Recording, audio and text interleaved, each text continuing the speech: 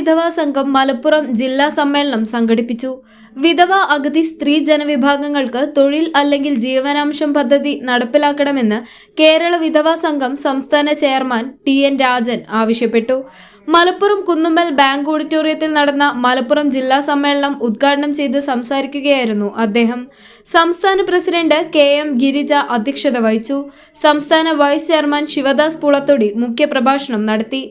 MC Usharani, K Usha Manjeri, KT Geetha, Zainaba Abdutty, വസന്ത Areekode, KK Beena എന്നിവർ സംസാരിച്ചു. ഭാരവാഹികളായി president AC Usha, secretary K Usha Manjeri, treasurer Mini, vice പ്രസിഡന്റുമാരായി വനജ സുകുമാരൻ, വസന്ത അരീക്കോട്, ബീന അങ്ങാടിപ്പുറം, ഉഷ മലപ്പുറം, ജോയിന്റ് സെക്രട്ടറിമാരായി ഉഷ മലപ്പുറം, സൈനബ ആനക്കയം, M ബേബി എന്നിവരെയും ഭാരവാഹികളായി 31 അംഗ ജില്ലാ കമ്മിറ്റിയെയും മെയ് 25, 26 തീയതികളിൽ കൊല്ലത്ത് വെച്ച് നടക്കുന്ന സംസ്ഥാന സമ്മേളനത്തിലേക്ക് പ്രതിനിധികളായി 25 പേരെയും സമ്മേളനം തിരഞ്ഞെടുത്തു.